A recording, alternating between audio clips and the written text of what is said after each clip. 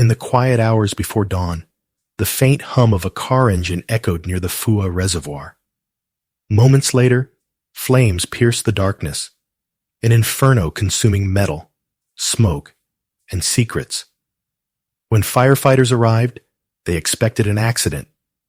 What they found instead was a nightmare. A body burned beyond recognition, sealed inside the trunk of a car. The victim was a police officer. Someone who had sworn to protect the city now lay lifeless, betrayed by those closest to him. But who could have done something so cold, so calculated? As investigators traced the final hours of his life, what began as a tragic discovery would unravel into one of Spain's most shocking stories, filled with love, jealousy, and a deadly conspiracy that no one saw coming. Pedro Rodríguez was born in Barcelona into a troubled and divided family. His relationship with his father and sister was distant, leaving him emotionally tied only to his mother and his brother, Juan Antonio. When their mother passed away, Juan Antonio became Pedro's main source of support, both emotionally and within the family. From a young age, Pedro had an intense passion for motorcycles and sports.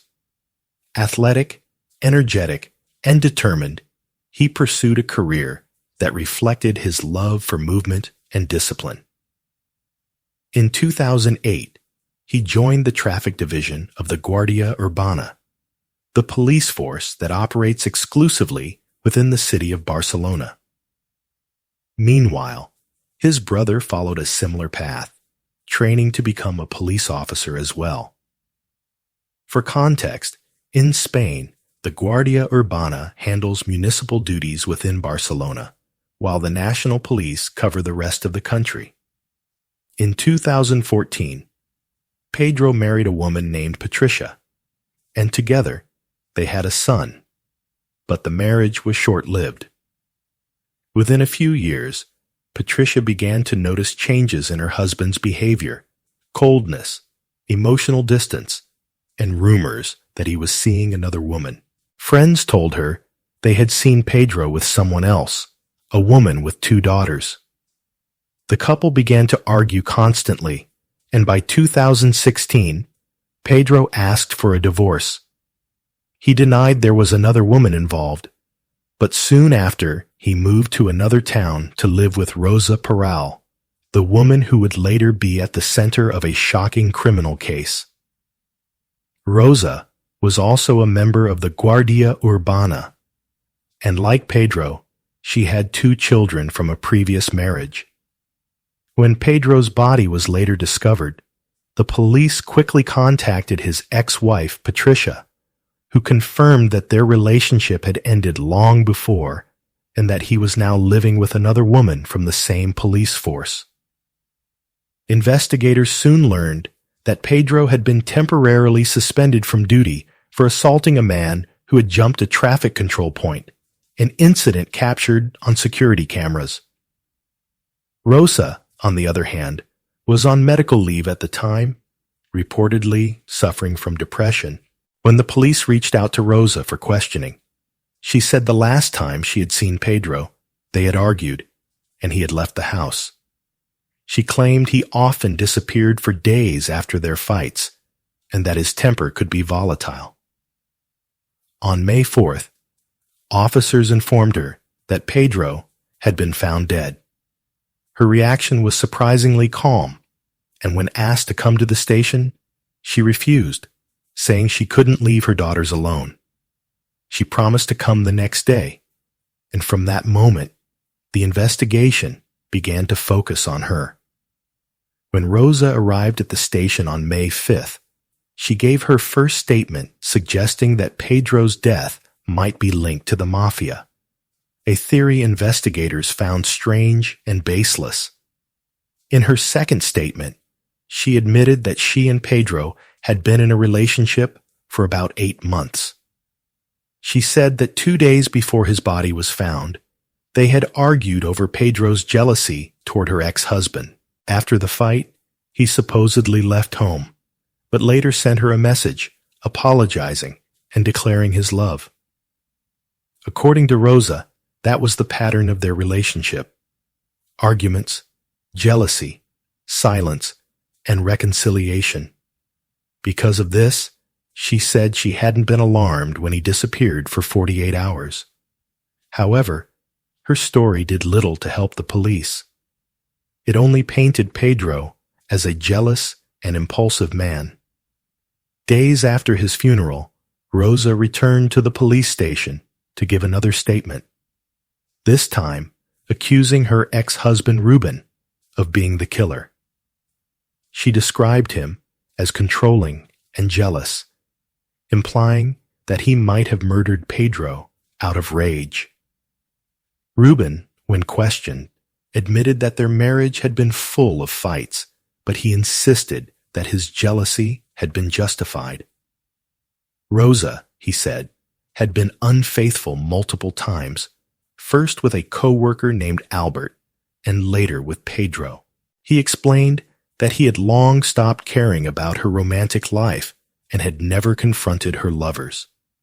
His alibi placed him at work at the time of the crime, a claim confirmed by his colleagues and supervisors. With his innocence established, police attention shifted back to Rosa and to the other man in her life, Albert Lopez. Rosa Peral was born on March 27, 1981 in Barcelona. Her father, Francisco Paco Peral, was well known among those close to her, while her mother had passed away recently after complications from surgery. Rosa and Ruben met when they were still very young. In 2010, their first daughter was born, and 2 years later, they married and had their second. But Rosa's private life was far from stable.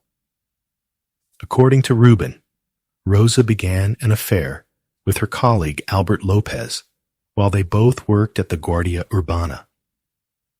Their connection started in 2012 when they were assigned to patrol together.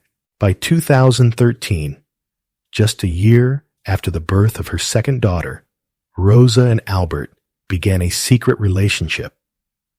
Even after she separated from Ruben and started dating Pedro, she continued seeing Albert in secret. He had been her lover through 2 consecutive relationships. During her marriage, Ruben had often tried to look the other way, pretending not to notice her infidelities. But there were moments that made denial impossible, like when Rosa attended police events with Albert, openly acting like a couple while still married.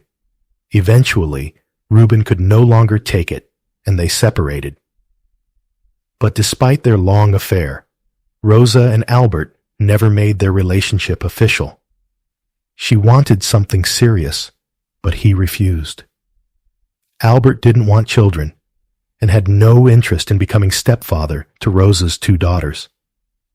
Around this time, Rosa began seeing Pedro Rodriguez.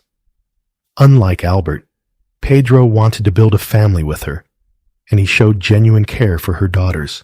Even then, Albert couldn't let go. He tried to move on, dating other women, but his obsession with Rosa persisted. Eventually, he reached out to her again, and they met in secret, setting the stage for a tragic chain of events that would soon shock Spain. Albert Lopez had no idea that Rosa was in a relationship with Pedro Rodriguez. To him, she was single, just another woman he was casually seeing. But when he found out that she was actually living with and engaged to Pedro, he was furious. Feeling betrayed, Albert distanced himself and decided to embrace the single life. He started posting photos on social media, vacations, parties, nights out surrounded by other women, as if to prove that he had moved on. Yet, despite his efforts, he couldn't stay away. A few weeks later, he contacted Rosa again, and they began seeing each other in secret. In April 2017, Albert surprised Rosa with a strange and unexpected proposal. One afternoon, while she was sitting on a terrace with friends, he appeared out of nowhere, tossed a small box toward her, and said, "Think about it." Inside was a ring. It was hardly a romantic gesture, more impulsive than sincere, but it revealed his conflicted feelings. Rosa, who had told friends she was already committed to Pedro, didn't reject him. She accepted the ring, took intimate photos wearing it, and sent them to Albert. What shocked her friends later was that in another photo, she appeared wearing 2 engagement rings, one from Pedro on one hand and one from Albert on the other. Rosa's friends, aware of her double life, often asked which man she would ultimately choose. Her answer was blunt. She preferred Pedro because he was better in bed and dressed better. Eventually, Pedro discovered romantic messages between Rosa and Albert, and that's when things began to spiral. As the investigation unfolded, police dug deeper into both Rosa and Albert's professional records. Rosa's file didn't show any incidents of aggression, but it did reveal a controversial episode from her early years in the Guardia Urbana.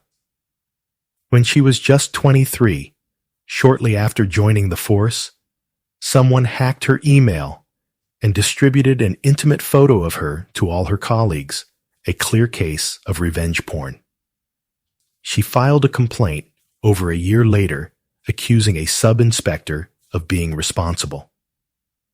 However, the accused man's lawyer claimed that during that year, Rosa had continued to have a casual sexual relationship with him and other officers, even while married. Albert, on the other hand, had a far darker record. In August 2014, he was allegedly involved in the death of a street vendor. On that day, Rosa was patrolling with Albert and another officer when they stopped the vendor during a police control. The man reportedly became aggressive, stabbing Rosa and striking her in the head before trying to flee. Albert chased him, and moments later, the vendor fell down a steep slope. He was taken to a hospital where he died from his injuries. Albert claimed it was an accident, that the man had simply slipped, but his version didn't entirely convince investigators. With Albert's reputation for being short-tempered and violent, there were suspicions he had pushed the man. Unfortunately, without evidence, the case was officially ruled accidental. Years later, when Pedro's murder investigation began, that violent history resurfaced. Detectives seized the phones of Rosa and Albert to examine messages, calls, and GPS locations in the days before and after the crime. What they found was deeply disturbing. On May 1st, 2017, the geolocation data from all 3 phones, Pedro's, Rosa's, and Albert's, placed them at the same location, the house where Rosa and Pedro lived together. That same night, Rosa and Albert spoke by phone, and 4 hours later, Albert made a brief call from a prepaid number before showing up at the house around 2:00 a.m. The following day, May 2nd, their phones once again appeared in the same area, this time near the home of Rosa's ex-husband, Ruben. It was also the area where investigators would later find Pedro's burned car with his body inside. The coincidence raised immediate suspicion that Ruben might be involved, but his phone records showed he wasn't near the scene, confirming his alibi. Meanwhile, one of Rosa's friends told investigators something even more alarming. 2 days after Pedro's charred body was discovered, Rosa hosted a dinner party at her home. The friend, her partner, and even Albert were there. Everyone acted relaxed, as if nothing had happened, as though a man hadn't just been found dead in horrifying circumstances. Even worse, According to the friend, Rosa and Albert behaved affectionately like a couple. Another colleague of Rosa's later testified that after that dinner, she confessed to him that she was afraid of Albert. Around the same time, one of Pedro's close friends, a lawyer, refused to represent Rosa when she asked for help. He was already assisting Pedro's family and couldn't defend someone under suspicion in the same case. As pressure mounted, Rosa returned to the police station once again. This time, she changed her story. No longer pointing at her ex-husband, she directly accused Albert Lopez, her former lover, her secret companion, and now her alleged accomplice. It defied logic. If she truly believed Albert had murdered Pedro Rodriguez, why would she share a meal with him instead of running to the police? The only thing that slightly supported her new accusation was that she had once told a colleague she was afraid of Albert. But even that, investigators suspected might have been a calculated move to build herself a defense. Eventually, police arrested both Rosa and Albert and searched their homes. In Albert's apartment, nothing overtly suspicious was found, but his car was spotless, unnaturally clean, and filled with the overpowering scent of air freshener, cleaning products, and gasoline. In Rosa's home, luminol tests revealed faint traces of blood on the walls, towels, and various items throughout the house.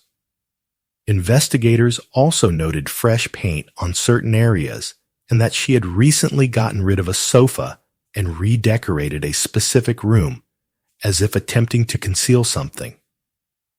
Inside a wardrobe, police found Pedro's police badge, ID card, and phone. While it made sense that his belongings would be in the home he shared with her, what raised alarms was that text messages had been sent from that phone after the date Pedro was believed to have died, May 2nd. Someone was clearly pretending to be him. According to forensic evidence, Pedro was killed between 3 and 6 a.m. on May 2nd. That same morning, the GPS locations of all three phones, Rosa's, Albert's, and Pedro's, matched at the couple's home. Later that day, their phones were tracked again near Rubin's house, the area where Pedro's burned car was later found. 2 days afterward, when police first visited Rosa, she refused to let them inside, saying her daughters were asleep. She also showed officers a WhatsApp exchange that she claimed was from Pedro, messages investigators later determined had been sent after his death. When police finally brought Rosa and Albert in for questioning, they used a technique meant to expose contradictions. Each time one of them made a statement, officers related to the other to see how they would react. As expected, both pointed fingers. Rosa blamed Albert, and Albert blamed Rosa. It was evident that one or perhaps both were lying. In 2018, a new piece of testimony emerged. A neighbor who had secretly been romantically involved with Rosa told police that on the night of May 2nd, he had messaged her asking about the sound of a chainsaw coming from her house. He admitted he hadn't reported it earlier because of their affair. He didn't want to expose the relationship. He also revealed that whenever Pedro got angry and left home, Rosa would call him over, implying that their encounters often happened while Pedro was away. Investigators searched for the chainsaw, but never found it. By February 2020, 3 years after the crime, the long-awaited trial began. It was one of the most followed cases in Spain, filled with sensational twists and salacious revelations. The hearings were lengthy, and because of the COVID-19 pandemic, many sessions were held in empty courtrooms. Rosa herself missed several sessions after testing positive for the virus. On the stand, she claimed that Albert was the one who had killed Pedro. She said that in the early morning hours of May 2nd, he arrived at her home, took an axe, and attacked Pedro while she ran upstairs to protect her daughters. Rosa insisted she was a victim, that Albert was violent, and had even hit her in the past during police outings. She said he forced her to help clean the crime scene afterward, threatening her if she refused. Albert, for his part, told a completely different story. He claimed that when he arrived, Pedro was already dead, and that Rosa asked him for help getting rid of the body. He said she manipulated him, that she wanted to frame her ex-husband, Ruben, and that's why they went to his neighborhood to burn Pedro's car. In doing so, Albert effectively confessed to participating in the cover-up, sealing his own fate. Perhaps the most chilling testimony came from Antonia, the stepmother of Rosa's daughters. She told the court that the children had seen their mother covered in blood and that they had watched her lead Pedro down the stairs that night. The girls described him as disoriented, walking like a robot, suggesting he might have been drugged. Investigators believed he was likely sedated with medication he took for sciatica pills that were missing from the house. A fellow inmate of Rosa's later testified that Rosa had privately confessed to her, saying she had indeed given Pedro the medication dissolved in water to calm him down after a heated argument. Once he was incapacitated, she and Albert carried out the killing. That night, the two left the house in separate vehicles, Rosa driving her car, Albert behind the wheel of Pedro's. They drove to the Fua Reservoir, where they set Pedro's car on fire with his body inside. In the end, investigators concluded that the motive behind the murder was twofold. Rosa and Albert wanted to eliminate Pedro so they could continue their affair without interference. And they also hoped to frame Rosa's ex-husband, Ruben, with whom she was locked in a bitter custody battle over their daughters. But their plan unraveled. Prosecutors demanded 25 years in prison for Rosa and 24 for Albert, arguing that they had drugged Pedro to render him helpless before killing him. The evidence pointed clearly to premeditation and cruelty. In 2021, the court delivered its verdict. Both Rosa Peral and Albert Lopez were found guilty of the murder of Pedro Rodriguez.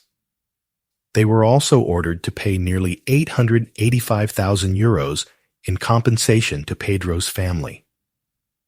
Rosa received 25 years in prison for aggravated murder due to her relationship with the victim. Since she had been incarcerated since 2017, she had already served about 6 years at the time of sentencing. Albert was given 20 years and had been behind bars for the same duration. During his imprisonment, Albert reportedly took part in rehabilitation programs and expressed remorse, acknowledging his role in the crime, an attitude that could grant him limited prison privileges. Both Rosa and Albert attempted to appeal their sentences, but Spain's Supreme Court dismissed their requests. Still, Albert's confession opened a small possibility for Rosa's case to be reconsidered in the future. Even behind bars, Rosa Peral's life continued to attract public attention. Reports surfaced of her engaging in relationships with other inmates, both men and women. One woman claimed Rosa had become obsessed with her, while another inmate said she overheard details about the affair. On the legal side, her earlier revenge porn case filed years before the murder ended with the sub-inspector she accused being acquitted. Even though Rosa had submitted a recording in which the man allegedly admitted to leaking her intimate photo, the court ruled that the audio was inconclusive and that the computer used for the leak was never found. And remember Albert's earlier involvement in the death of the street vendor known as El Bonado. According to a fellow inmate, Rosa allegedly confessed that Albert had indeed killed the man, and that afterward he told her he had done it for her, saying no one would ever hurt her again. In more recent years, Rosa launched a lawsuit against Netflix over the series Burning Body, which dramatized her case. She demanded 30 million euros in damages, claiming the show violated her daughter's privacy and harmed her reputation as a mother. However, because her ex-husband holds legal custody of the children, only he has the authority to pursue such a claim. From prison, Rosa also participated in interviews for the documentary The Tapes of Rosa Peral, where she continued to insist on her innocence. She denied hiding assets from the court, saying she had merely transferred money to her father to prevent it from being seized, not to conceal it. Today, Rosa's daughters, now teenagers aged 15 and 13, still visit her regularly, always accompanied by their grandfather, Rosa's father. Despite everything, he continues to stand by her, convinced of her innocence. Rosa Peral maintains that she was framed, that she loved Pedro, and could never have harmed him. Yet to this day, the courts, investigators, and most of Spain remain convinced of the opposite. Her father's unwavering faith in her innocence stands as one of the few remaining fragments of loyalty in a story built on lies, betrayal, and irreversible tragedy. Thanks for watching, guys. If you enjoyed this video, please like and share it. Don't forget to subscribe to the channel and press the bell icon so you can be the first to hear about such real-life stories.